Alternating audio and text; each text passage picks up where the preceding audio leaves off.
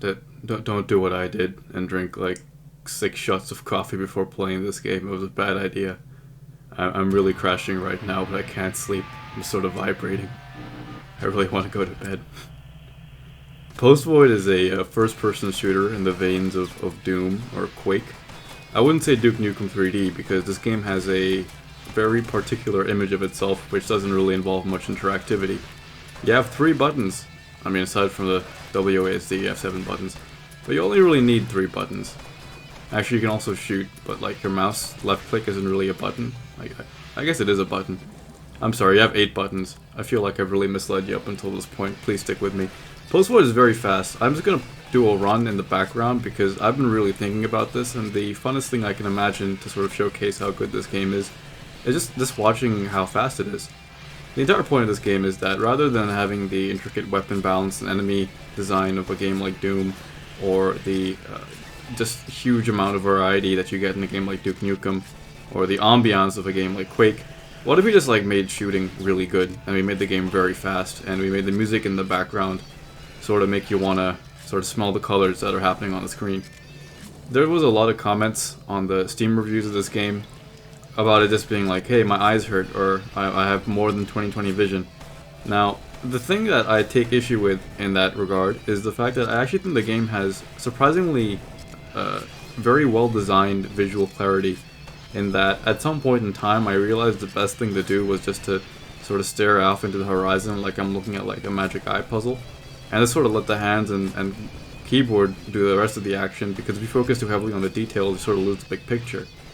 It's kind of a philosophical game really in that regard, isn't it? Something about trying to find yourself in the moments rather than in the things in the moments. I don't know, I'm telling you man, there's been a lot of coffee today. The point I'm trying to get across here is that Post Void is this beautifully designed, incredibly fast game that looks very intimidating when you start it because there's a lot going on here, as I'm sure you can tell if you haven't looking at your screen and don't have this playing on another monitor or something. But if you sort of try to understand the game's language and what it's sort of asking of you, which is the fact that you're going to die a lot, but if you get into a rhythm of things and you sort of realize what the different colors mean in terms of enemies that are currently approaching you, you're going to have a good time. So at some point I just sort of zoned out and I let my brain, I mean the part of my brain that isn't sort of actively thinking, do the actual shooting. And you just sort of end up in this beautiful loop which Doom can bring you in when you're really like locked into a fight. I recently played Doom and the original, and you know, levels like Monster Condo, which are these huge, like sprawling, just arenas of like basically boss fight after boss fight, arena after arena of just 80 revenants, 90 revenants, where you just sort of lose yourself at some point. Your brain's like, we've been doing this for a while now, but you still have adrenaline, so we're just gonna put you in autopilot there for a couple minutes, buddy. You know, your brain sort of thinks about other things while you're just sort of mowing down revenants. This game very succinctly and beautifully taps into that idea, and this plays with that for a long time. The game is a roguelite, but I think it's sort of a misdemeanor to think of it as a roguelite because the roguelite elements are very subtle. Like you just pick upgrades between things, kind of like Nuclear Throne. For the most part, you end up with the same arsenal, game in, with just a little bit of difference in when you get to your items as they were.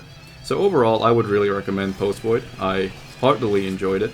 And I would also recommend probably playing it in such a way that it doesn't lend itself to making you feel very burnt out afterwards.